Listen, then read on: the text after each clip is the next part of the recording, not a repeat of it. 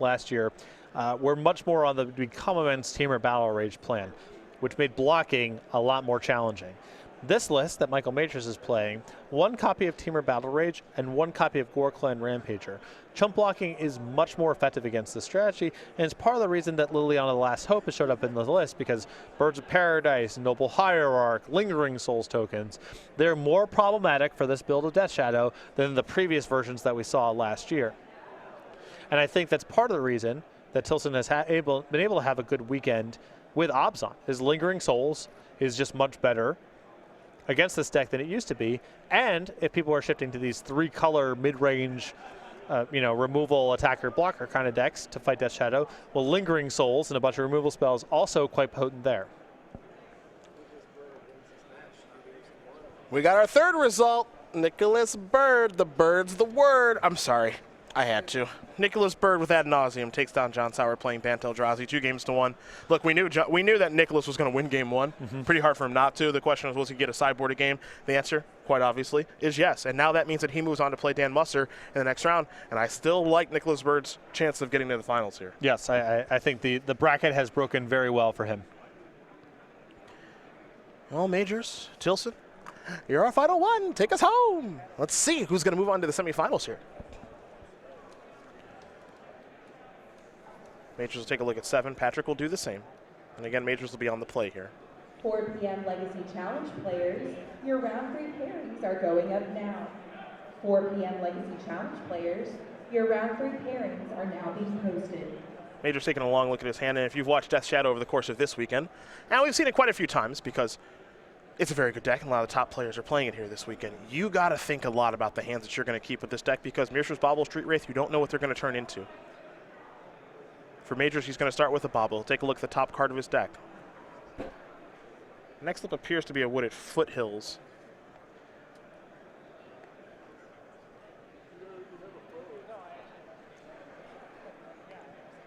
He's also got a Traverse in hand.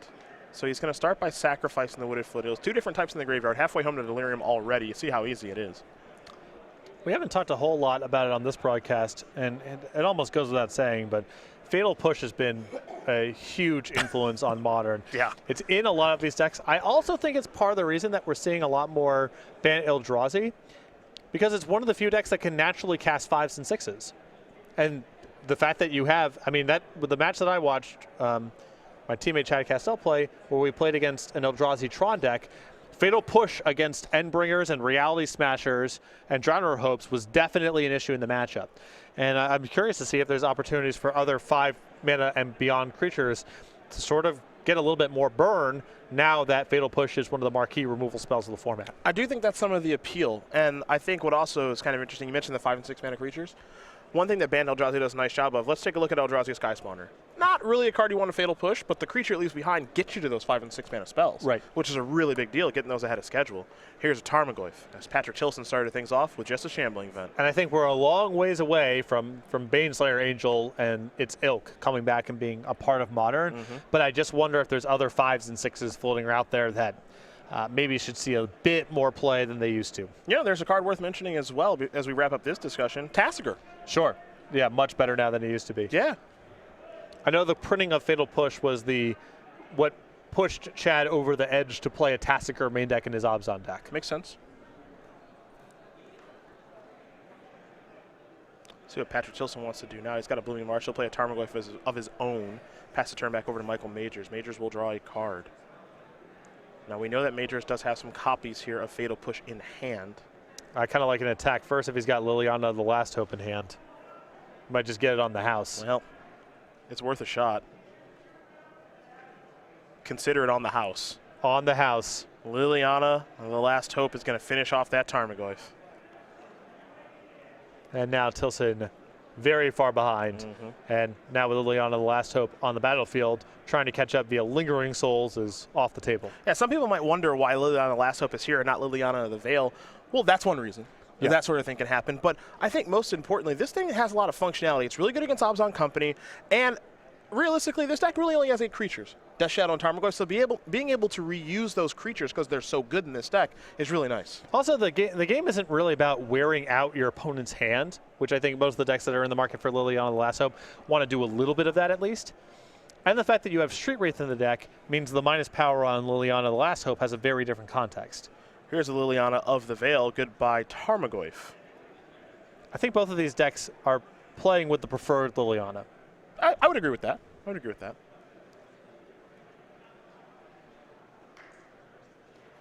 Gonna tick down his Liliana Will Major. He's gonna lose a Maelstrom Pulse and Fatal Pusher to get back a Tarmogoyf. Also, fundamentally, I think Death Shadow has a much harder time beating creature removal than it has beating creatures, and Liliana the Last Hope is much better against creature removal than Liliana the Veil.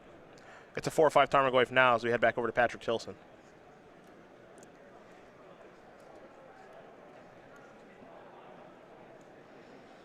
So looking through the sideboard here, does Tilsen have anything in the way of sweepers? He does have 1 Damnation in the sideboard. Fair enough. Could play a role here.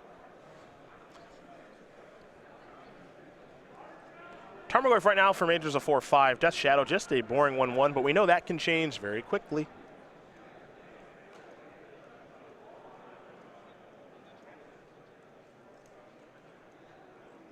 Don't have a great look at the contents in Tilsen's hand. He does have 5 cards. He's tapping 2 mana for something.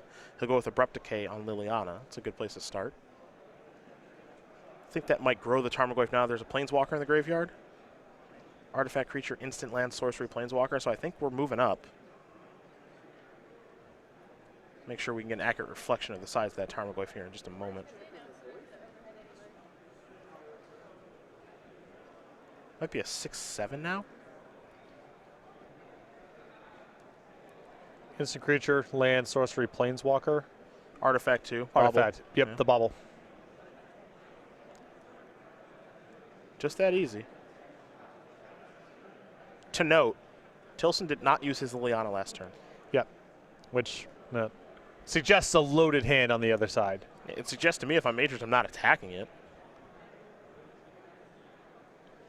I just don't have a ton of interest in going after it. A lot of that depends on the quality of Major's hand. If he thinks that his hand's also loaded, and Tilsen may turn around and activate it the next turn, if he draws something that's a blank, then maybe that changes the calculus. And if we're only talking about a point of damage here, it may be worth finishing off the Planeswalker.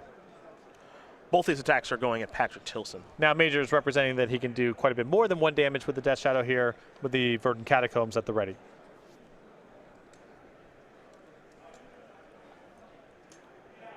Temple Garden.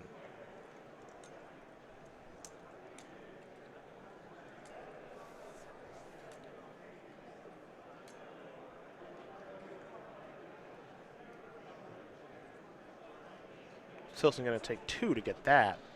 Maybe another Abrupt Decay here. Fatal Push. Path. Maybe 2 paths, Yeah. or 2 removal spells of some sort. Well, there's Fatal Push on Tarmogoyf. And now here's Path to Exile on Death Shadow. And again, more of an argument for Liliana the Last Hope. As I said before, this deck is much softer to creature removal than to creatures. So having a Raised Dead Planeswalker serves a lot of needs for this deck. I want to take a look at Major's deck list, and I don't see what I was hoping to see. So last weekend, some combination of Sam Black, Matt Severa, Jerry Thompson, and Josh Hunter Layton, they all played this deck. And I don't know their exact deck lists because they were all a little bit different, but some of those players had Ranger Vios. Yep. And some did not, and this is part of the reason why. To play these deep games against the removal decks, especially the ones that are pathing you up. It was easy to traverse for. As you mentioned, they path you to the lands to be able to get to it. And then you had a 3/2 and 2 more copies of Death Shadow, and it was difficult for these Abzan and Jund decks to be able to overcome all of that. Yeah.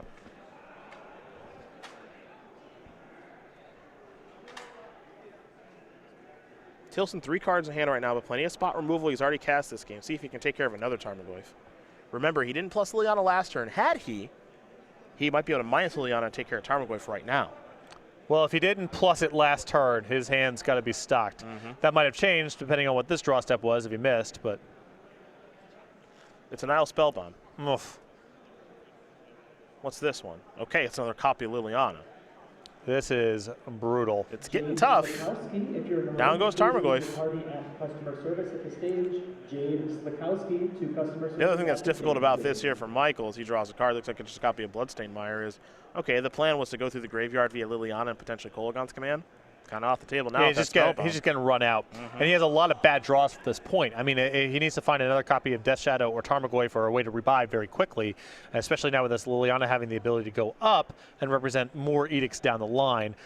As you mentioned, Majors not having the ability to go deep in the sideboard is really problematic right now. Yeah, no Ranger of Eos, no Lingering Soul. So basically what's happened here is there's Scavenging Ooze and Grimflayer, those last couple of cards. Makes a lot of sense why Tilsen didn't plus that Liliana a couple turns ago. His hand was loaded. Yeah. That it does not surprise me now, having seen what happened here.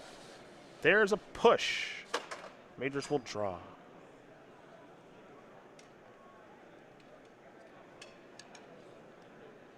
The draw set was Big Game Hunter. So now, can Majors try to get the rope-a-dope where the ooze gets activated and then he discards the Big Game Hunter to Liliana's madness out through the Liliana? I mean, he's got to try. Here comes Scavenging Ooze. There's an activation. Ooze is going to get a counter. Still not the end of the world here for Tilsen, should it break that way. Yeah. He's got to get the value from the Big Game Hunter, though. Oh, yeah. An interaction I was not expecting to see this weekend. No.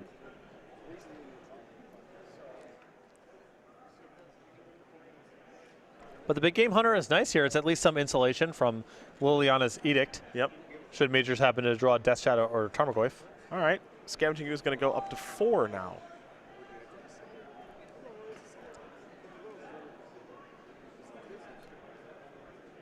All right, Majors will draw. Bobble. I think he's got some interest in finding out what Patrick's going to draw. I think about it a little bit here. There's the bobble. He's going to actually target himself. The problem with waiting on this Big Game Hunter is if Tilsen just moves to combat, Majors might die. Yeah. Might just kill him. Okay, so Majors has a push in his hand. Okay. So he's got that out, and I think Michael needs to get lucky anyway, and he's very smart. I think he might realize that, you know what, a lot's got to go my way to get back into this because I'm so far behind at this stage that, hey, maybe he activates the Liliana pre-combat. Maybe he makes some sort of error that I can take advantage of, and I got to get fortunate anyway. Yep. That might be the out in this spot. He can also just cast the Fatal Push, the Big Game Hunter, and be empty-handed. Also true. He can just Fatal Push if he wants to. Yeah. He doesn't have to get super fancy if he doesn't want to.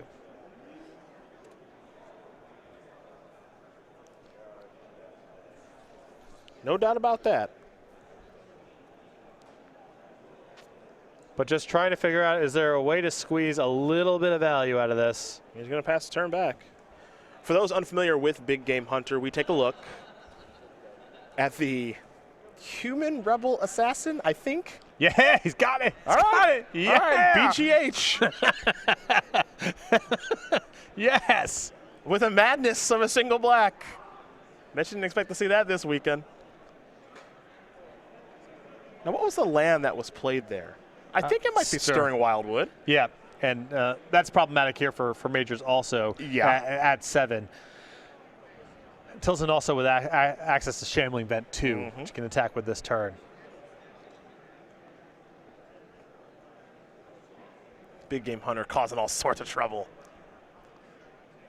All right, who's down? That's step 1 of many for Michael Majors.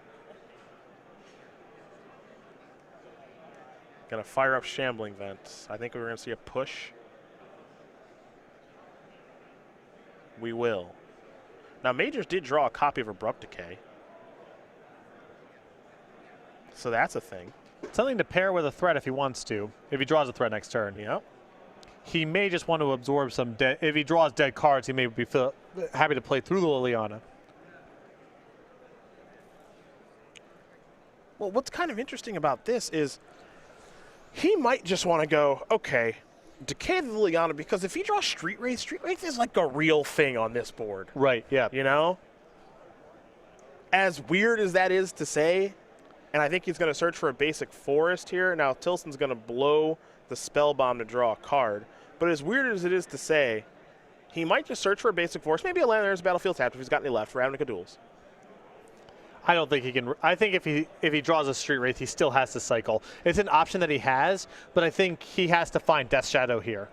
He's behind the creature land on the table. Sure. 19 to 6 on the life totals. I mean, I think it's bad either way, but I feel like Majors just needs to get to Death Shadow now. That or a Goyf. Hard casting it. Well, yeah, I guess it depends on the range on Tilson's graveyard here. But Goyf's probably big enough also. Yeah. Maybe Majors wants to go hunt a little game. All right, Collective Brutality. Hunting some game.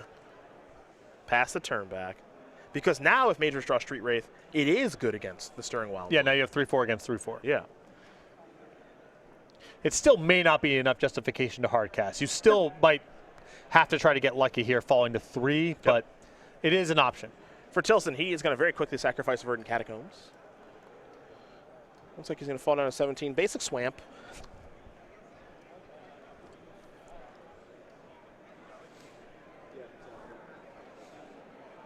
The question now is, what is Tilsen casting if he's fetching? Well, right now what he's doing is he's bashing for 3, and he's playing another Spellbomb and passing the turn back. Big draw step here for Michael Majors. I think it may have been a Death Shadow. I think Inquisition was the draw there. Well, that one's not very good, so he'll just have to pass the turn back.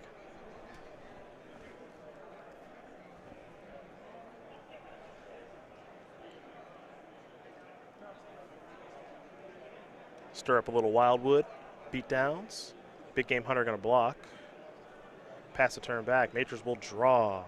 How'd he do? Oh, yeah. The Street Wraith. Ooh. What up? We've been reduced to this. Yes, we have. It's not pretty. But it's where we are. Now Spellbomb going to be cashed in to draw a card. Tilsen will draw a card. 3/4 Swamp Walk typically cycled. Not today. Past that. This game is over. Patrick Tilsen going to win this match over Michael Majors. 2-1. Abzan going to take care of Death Shadow. And Tilsen said he played this deck because he felt he had a good Death Shadow matchup, and he's just taking it down. I would agree. And what I liked about Tilsen in the game that we watched there, it wasn't one thing. It wasn't like he played one card to lock Majors out. It was every step of the way. He was able to maintain a presence on the battlefield, present a lot of removal, problematic planeswalkers. It was an effort from the full 60. It wasn't just one card.